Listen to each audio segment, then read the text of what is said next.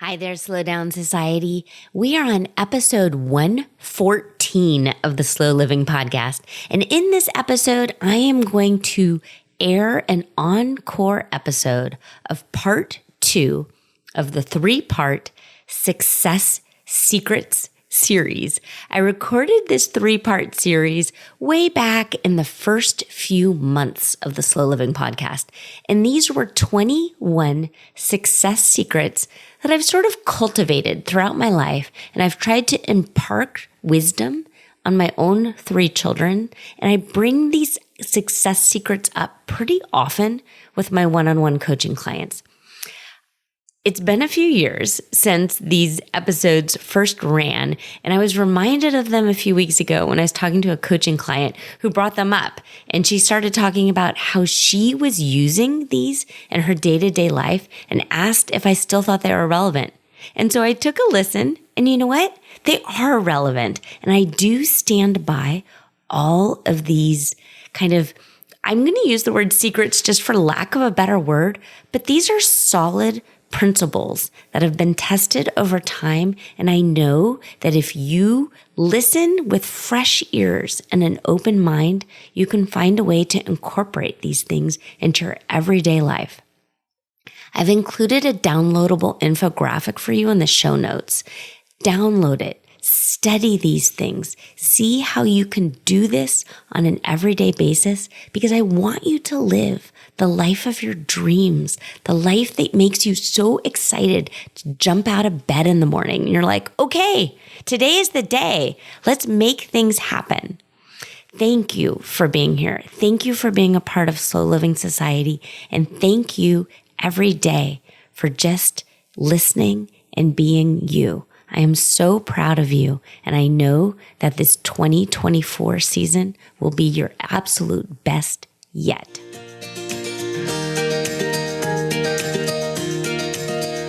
Hello. Welcome back, Slow Down Society. Steph here, and I am so happy that you are here with me. We are going to record episode number 22 today, and this is part 2 of the success series. And I think it's going to be a 3-part series. That is what I had planned out, and that is what I outlined. And because there are 21 of these sort of steps to success, which is actually really hard to say in a row. Steps to success. That's very much like Sally sells seashells at the seashore, which I cannot say any faster. But that's not the name of the game here. The name of the game is not to go fast. The name of the game is to go slow. And so in episode 21, the last episode, I gave you the first 5 of the success secrets. And in a perfect world, there would have been 7. There would have been 7 in each of these 3 episodes, because that's how math works. And that is not what happened, because I was a little long-winded. And my goal is to try and keep these roughly-ish 25 to 30 minutes, because that's pretty much the length of time that I usually am able to listen to a podcast on a walk around with Sheldon in the morning, or while I'm in the shower or getting dressed. And so that's sort of how I came up with the time frame of these. So to catch up, I think today will be more than 5 and more than 7. I think we'll try and get through 10 or so today. So then we're back on track. If you have not had the opportunity to listen to the last episode number 21, which happens to be the first of the 3-part series of the 21 secrets of success, according to Steph, you can, but you do not need to listen to these in order. It's not a big deal. They don't build upon each other in any way. So don't feel as if you missed out in any way. But I do want to just kind of take a second here and do a little bit of housekeeping and thank you. Thank you from the bottom of my heart for listening and for sharing this podcast with your friends and your family and your neighbors and anybody you think might benefit from it. When I got started, I was really sort of hesitant and skeptical to sort of put myself out there. I sort of feel like sometimes I'm walking around naked because it's much easier to sort of make up pot roast recipes and post them on the internet. But I really didn't want to only just be the crockpot lady forever. This is something that I've always wanted to write about and talk about. Self-help, especially self-help and personal development as it relates to moms, is near and dear to my heart. It's something that I really care about. And a piece of me just wants to go out there and hug all of you and hug everybody who feels somehow that you might be alone, because I promise you are not. I promise you are not alone. And any thought and every feeling and every emotion that you've had, there is someone out there feeling the same way. And I want you to just please envelop yourself in the warmth that I'm trying to radiate out through this microphone in the corner of my home office, and just know that I am on your side. And you're most definitely not alone. And the reason that I've always wanted to write and talk and share about these things is I did feel alone. I was very interested in personal development and always trying to be the best parent I could be, and the best mom, and the best wife, and the best successful human. And I wanted our finances to be in check, and I wanted all of these things to happen. And I kept turning to books from the library, and they were all written by men. And it kind of pissed me off, and I didn't like it. So one of the first things I ever did was I had a newspaper column, and I entitled it Steph and Sensibility. And I wrote it for our local newspaper, and I was not paid in any way. And then I started giving talks at local La Leche League meetings and moms groups and mops groups. And then I turned that into the book proposal for the Totally Together journal. And that was actually the first thing that I ever did, was write that book. And then the crockpot stuff all happened. And along the way, I was teaching preschool and I was giving parenting talks there. So all of this sort of teaching is built upon that. And in 2020, I decided I was going to get certified as a life coach and take this show on the road, so they say, but sort of legitimize myself and my teachings. And then the Slow Living podcast came out of there. But I'm just thankful, and the studio that I work with, Ship It Studios, has been wonderful, and they keep sending me stats. And evidently, even though I don't know you're out there listening, they do. And they assure me that there's people out there, and that the podcast is getting shared and downloaded, and we're making the charts that are important, which I guess means something. But just please know that I'm super grateful and thankful. And if a certain episode really resonates with you, let me know. Shoot me an email or tag me on Instagram and Facebook. Let me know, because I would love to meet you in quotes, and just, I'd love to know what is resonating with you. So, okay, there you go. That was my my virtual hug to you all, and that I really do think you're wonderful. And when I say that, and when I say consider yourself loved and hugged, I really do envision sitting across from you drinking a cup of tea. And today, what do I have? I've got a yogi tea bag in my mug, and the quote on the other side of my yogi tea bag today says, "Friendship is a gift that lasts." And that's pretty darn special. And that is amazing. Okay. As a recap, the first 5 success secrets was to love yourself, plan out where you're going, take action daily, get adequate sleep, be around people who are good for you. So those are the first 5, and you can hear them in detail in the last episode, episode 21. But this is number 22. And so we're going to go into the next 10 or so. And success secret number 6 is kind of interesting. and I wrote it out and I believe in it. And it is, you are an entrepreneur. And this is regardless of whether or not you're self-employed and whether or not you run a small business. Because the fact is if you are living in these times and you are managing a family and you are managing a household budget and you are going somewhere, meaning you know where you're going and you're trying to build your life, build your family, build your bank account, build your future retirement account, you are an entrepreneur. And I want you to have that mindset. And I want you to really kind of think about it. My own little family here is a teeny tiny business. And we've got an economy and we've got members of this business. And I need to know what they're doing all the time. I need to pay attention to what is happening in my business, in my day-to-day life, in this family. And really look at it that way. There's all of these different kind of like puns when it comes to moms and women, like she-EO and that kind of stuff. So if that fits well with you and you want to wear that hat, do it. But in general, I want you to think about all of the things you're doing as if you are running a little business and make decisions that way. So maybe not in a super emotional, kind of sporadic, frenzied state. If you happen to be in that sort of state, maybe it's not a really good idea to decide to go buy something right now if it doesn't fit your household budget, things like that. So that's what I mean. Pay attention. You are an entrepreneur. And then because of that, that is going to help you with number 7.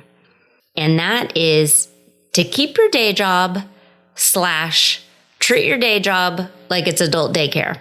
So I go back and forth because really what I want to say is you are in adult daycare. But my husband pointed out that maybe adult daycare sort of sounds like a senior center or an assisted living facility. And that's not what I mean. I mean that even if you consider yourself an entrepreneur, I want you to keep your day job. And I want you to sort of think of your day job as adult daycare. You do not need to love every bitty bit of it. You do not even need to like your coworkers in order to succeed. But if you think of it with the mindset of, I go here every day and they pay me, and this is what I need to do, and this is what adults do, and this is my job, this is adult daycare, and have that mindset. And I personally needed to kind of self-coach myself on this an awful lot. Because when my oldest went into college and the Crockpot site, the income had dissipated, this was a real thing. Like I needed to make income again. And so I took a day job, and I love aspects of my day job. I work in the front office of an elementary school, so I'm their school site secretary. I really do love like all of the things that are literally written on my job description, but the other stuff, not so much fun. Like dealing with cranky parents, dealing with all of this other stuff. I've got some coworkers that aren't my fave. That said, I'm going to continue to go because I'm in adult daycare. And the nice thing about being in this adult daycare is they pay me. And they pay me, which then I shovel into different accounts, which then is helping to feed the entrepreneurial part, which is paying attention to our family and our family economics. So a lot of times people hear the advice, do what you love and the money will follow, or your job should be your passion. You should be passionate about all of the things you do and just trust that the money will follow. And I want you to be really careful there, because there used to be sort of this kind of Shark Tanky bro marketer kind of internet hustler mindset of you're not a real entrepreneur and you're not a real business owner if you have the safety net of keeping your day job. And I don't want you to fall victim to that. I don't want you to believe that that's the truth. If you want to monetize something that you're passionate about, go for it.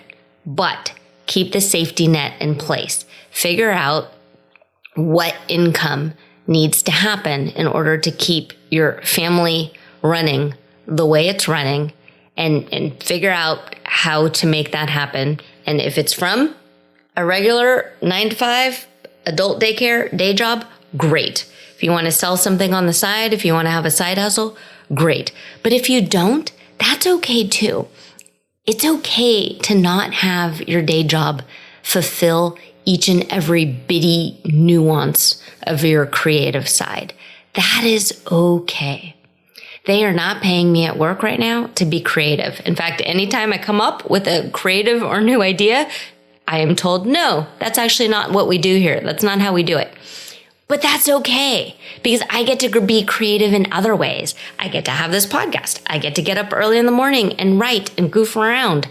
That's me. That feeds my creative side. So don't think that if you are in a job that you hate or that you don't like every bit of it, that you're somehow doing something wrong. No, that's just a marketing ploy. So you do you.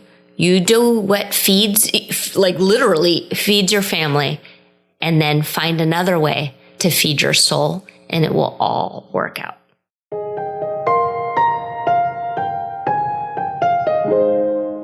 Are you wondering if you're on the right path? Are you secretly worried that you are forgetting to put your own needs and wants first while you raise your family? What if I told you it is not too late and you really could have the dream life you've always wanted, and all it would take is a few tweaks to your mindset? Each week, I have a few open slots for free coaching calls. Together, we can decipher your most challenging mindset block and clear it away so you can live out the life you've always wanted. You can sign up at stephaniodey.com/mindset. You should hurry because I'm not sure how long I'm going to have this available for free, and I'd hate for you to miss out. The URL again is stephaniodey.com/mindset.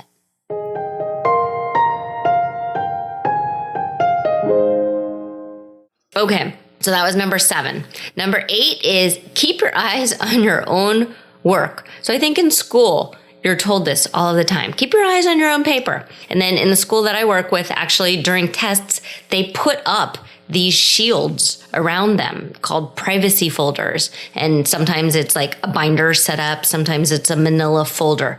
But keep your eyes on your own work. Don't pay attention to anybody else's game. You do you.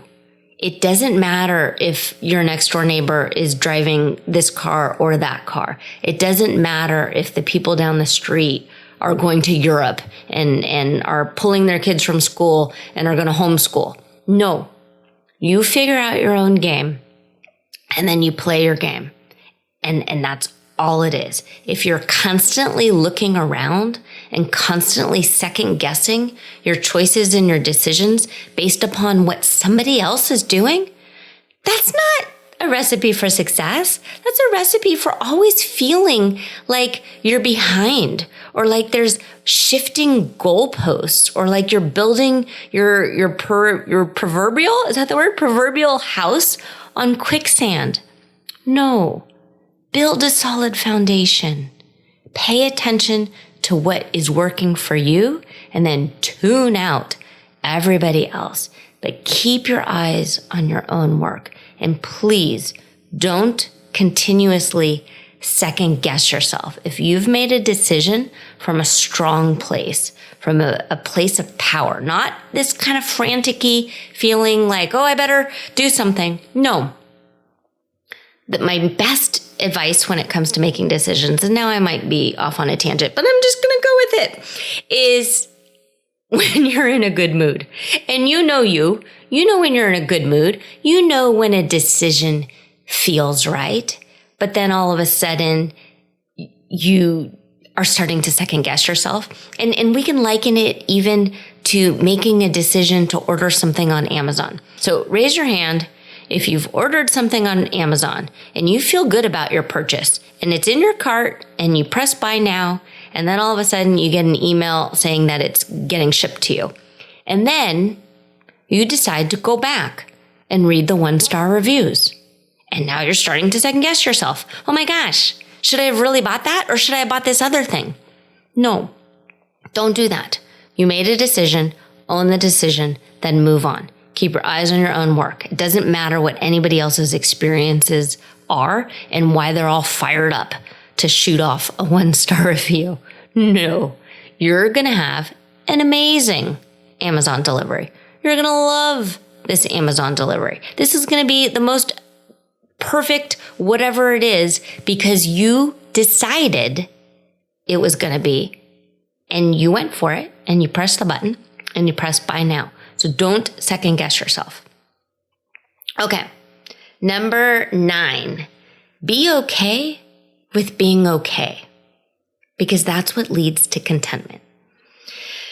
And this is sort of, I don't know, maybe anti a lot of the teachings out there of be the best and climb every mountain and crush whoever along the way, and all of the things that might sound nice on a bumper sticker, but in real life, it might just sort of make you feel like you're not worthy or you're not enough. And I am going to tell you right here and now, I think you are amazing, and I think you are wonderful, and I think you are worthy, and you do not need to be the best. You need to just be you.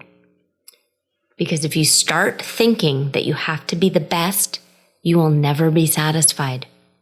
Because unfortunately, we live in a time with lots and lots and lots of people. And I'm sure I could Google the number of how many billions of people are on the planet and how many millions of people are in your own home, city, or region.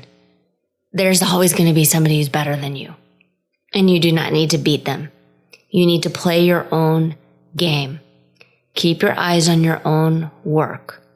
Be okay. Be at peace with being okay. And just think about it from a kid standpoint.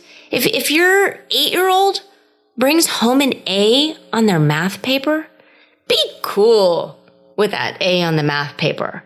Don't wonder, well, did you get a better grade than Johnny or whoever it is? No, be cool with it.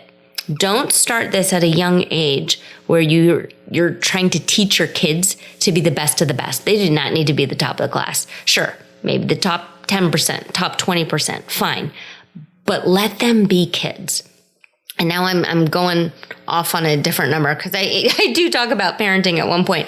But it's okay to just be okay. Be better than average, sure. But you do not need to be the skinniest person on the block.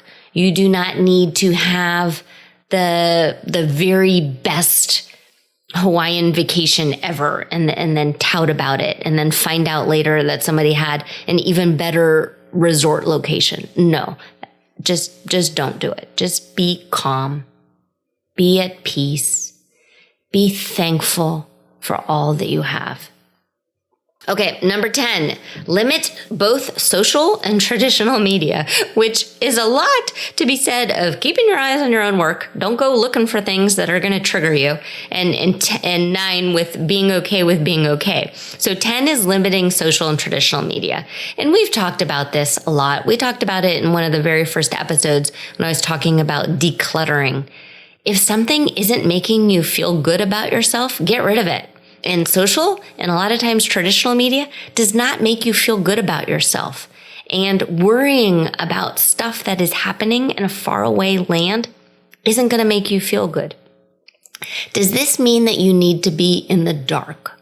Does this mean that you can never know the headlines and never know the happenings? No, not at all. I am pretty aware of what's happening in the world. I flip on Google and I look at the headlines on Google News, and I am very aware of what's happening. But that doesn't mean that I need to empathetically step into the story and feel the feelings that both traditional and social media are trying to get us to feel. I can be aware that there's super bad things happening over there, but it doesn't mean that that is going to decide what type of day I'm going to have, or how I'm going to treat my kids, or how I'm going to show up at work because there's something bad happening. It was really interesting when COVID first hit and we all thought it was only going to be a few weeks of being in lockdown. And then it has turned into years of COVID affecting our lives. There were some friends and some colleagues who were watching every bitty bit. And I did get suckered in for a while. I actually had the sort of thought that I was being un-American if I wasn't paying attention to the case count and the death count in our county. Ooh, count and county. I did it again. I'm full of tongue twisters today. And it wasn't good for me. And it wasn't good for my brain. And it kept me glued to the couch. And I wasn't doing anything for myself. And I most certainly wasn't being creative. And I was not being productive. And I had this thought, and other people had this thought too. Like, why should I go do this, that, or the other thing when there are so many people who are suffering right now? I feel guilty. I feel uneasy doing things for myself because it didn't seem fair or worth it because there were so many others suffering. So in a great big, huge news cycle day, give yourself a few hours to catch up. If some huge breaking news story is happening, pay attention to it, watch for a little bit, but then set some limits for yourself. And you know what your limits are. For some people, it might be 30 minutes. For some, it might be an hour or two. You get to decide, but don't dwell and don't have either social media news, or traditional news define how you're going to plan out your day. Okay, number 11, honesty and integrity above all else. I did an entire episode on honesty and integrity. Let's see. What number was that? That was number 16, which I entitled Matching Your Identity with Your Integrity. But the thing is, it's not okay to lie. It's not okay to cut in line. It's not okay to cut corners or do little stories that you tell yourself or others in order to get ahead in life. I teach the peace pyramid, and my whole idea is that you climb into bed at the end of the night feeling good about yourself. And if you're lying and you're cheating and you're manipulating and you're backstabbing in order to get ahead in some way, that's not cool. That's not cool. And that's not the behavior that we want to model for our children. So follow the golden rule, do unto others as we would want done to us, and be honest and have integrity. Okay, number 12, be yourself because everybody else is taken. So this is really interesting, and this is kind of backwards advice from a lot of the fake it until you make it sort of success lists and stories that are floating around out there. There is nothing wrong with you.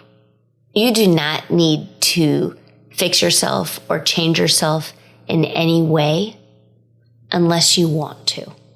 Don't ever feel like you need to change yourself because someone else has asked you to.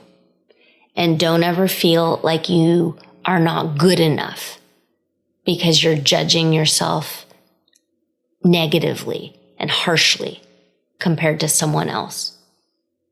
So unplug, go within, journal, figure out who you are and who you really want to be, and then be that person. But don't try and copy somebody else, assuming or hoping or praying that you will somehow become that person just by mimicking what they're doing. You'll always feel a little uncertain inside because you'll know that you're kind of lying to yourself. And it's sort of, am I allowed to say the word poser? Like, you'll feel like a poser. So what is that word? That word's from the 80s or the 90s, but I'm going to go with it. And that doesn't feel good. So you get to decide who you are and who you can want to be and who you're going to step into. If you need help with that, reach out to me. I'm happy to help. We can line up a free coaching call. You can line those up at stephanieodea.com/mindset. If you Google around on stephanieodea.com in the blog section, there's different posts on figuring out your identity, and definitely we can work together on a vision board, or you make that up. There's also going on a vision quest, but my hope is that you know already who you are and who you want to be, and just be yourself. Okay, number 13, treat parenting as your number one job. If you aren't a parent and this number doesn't apply to you, I am okay with you fast forwarding. I am not going to force you to listen to my thoughts on parenting if you have no interest whatsoever in ever becoming a parent. That is not an issue in the slightest to me. I'm still insanely happy that you are here. Okay, parenting is your number one job. The fact is, you aren't raising kids. You are raising future adults. You are raising future adults who hopefully are kind, good-hearted people who are ready to be productive members of society. And that is exhausting, literally exhausting. I think the first 5 to 7 years is absolutely the hardest. And that's how when you are shaping your child to figure out who that future adult is going to be. So in California, I think they call it the First 5 initiative, and a whole bunch of money is being kind of plunked into early childhood education and child development and preschools and universal preschools and all of these things. I have a lot of thoughts on that. I have a lot of thoughts on universal preschool because I think it depends on what it looks like and whether or not it's developmentally appropriate. And because I used to run preschool centers, I have lots of thoughts on that. And then Socrates, I'm pretty sure, said something along the lines of, give me a child until the age of 7 and he will be mine for life. And it also sort of sounds kind of creepy and pedophilia-ish saying that. And I don't think that's what Socrates meant. But what he meant is, you are defining the character and you are defining the sort of teachability and whether or not your child has the ability to know the difference between what's right and what's wrong and morals and ethics and all of those things. And that really is your job as a parent. It's not necessarily to teach them to stand in line and read and arithmetic and all of that kind of stuff that they teach in school. But your job is character building and future adult building with the end goal, the idea that once they graduate college, they are full-fledged adult humans. And I think we all can agree right now, especially with COVID, that these kids, their social and emotional development is truncated. And so a lot of it needs to come from home. So I mentioned in an earlier episode, and I think it was the slow parenting episode. Let's see, what number is that? That was episode number 5. So that was quite a while ago. But my favorite parenting kind of discipline book is 1, 2, 3 Magic. And if you use that book at a very young age, then you will not need to later on. And then on my website, and maybe we can sort of match this up in the show notes, but I have a Golden Rules family printable where I lay out the golden rules that I had for our family. And it's still framed. It's still hanging on the wall of the playroom. And the playroom really is only used by Sheldon the dog right now. But it's still there and it's still framed. And I do still stand by those rules. But in general, parenting is your number one job. And so there you go. Okay, number 14. Financial independence. So we also talked about this on a former episode when I was talking about just sort of preparing and knowing your number. And so that was episode number 15. But you do need to become financially independent. And the earlier, the better. And for most people, the definition of financially independent is that your income by your investments is paying for your day-to-day life. And so that's the FIRE. So financial independence, retire early. I personally sort of throw in a B there. So fiber, which is always a good thing to have in your life, is extra fiber. But fiber is financial independence before retiring early. Because if you're healthy enough and strong enough and you have interest and you're cool with your adult daycare job, then go ahead, continue to go and throw as much coal on the fire and just sort of shovel the money into your retirement accounts. But absolutely do not delay getting your finances in order. And then number 15. So we did it. We made it through 10. That's kind of cool. And according to my timer, I think we are right on time. So that makes me excited. Number 15 is to get outside as much as possible. It is not fun to be stuck in a cubicle. It is not fun to be stuck in your four walls. If you don't know when the last time was that you got out of the house and went for a walk around the block and found some nature and looked up in the sky and followed birds just for no reason except for that you wanted to follow them, then you've got to do it.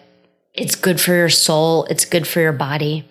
If you don't have a Fitbit or some sort of device that pulses on the 50-minute mark to remind you to get up and move around, invest in one, or set a timer on your phone or a timer somewhere so you know at least once an hour you are getting out of your chair and you are moving. And if the weather is permitting, go outside. Get vitamin D. I think there's tons and tons of research out there on how we are just really shortchanging ourselves when it comes to vitamin D. We are made to be outside. And if you're low on vitamin D, take a supplement, absolutely, but then just go outside. There's a whole, also lots of research about grounding and being outside barefoot and just feeling the earth under your toes. And if you're in the snow, don't write to me and tell me that you live in Michigan and there's a foot of snow on the ground. So do this, obviously, when weather permits and it's applicable to you. Okay. So those were the next 10 on the list of 21.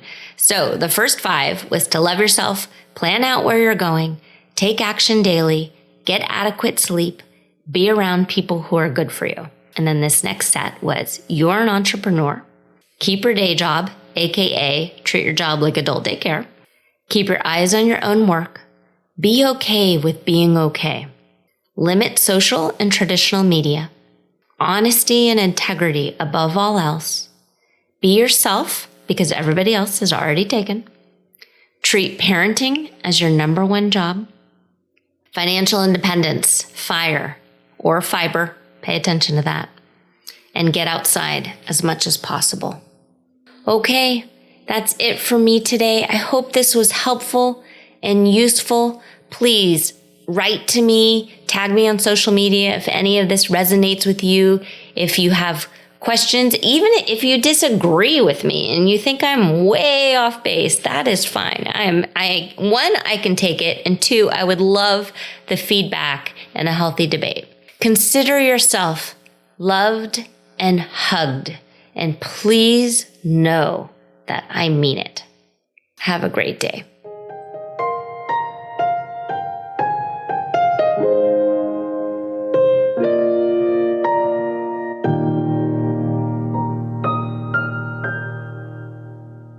Do you have a slow living story to share? Leave me a voicemail at stephanieodea.com/podcast with any questions, comments, feedback, or testimonials, and I will be sure to include it in an upcoming episode. Also, if you found value in this episode, please share it with your family and friends and subscribe through your favorite podcast provider. The more you share, comment, and leave positive reviews, the more people we can reach and share the slow living lifestyle and messaging. Thank you, Slow Down Society, and have an absolutely wonderful day.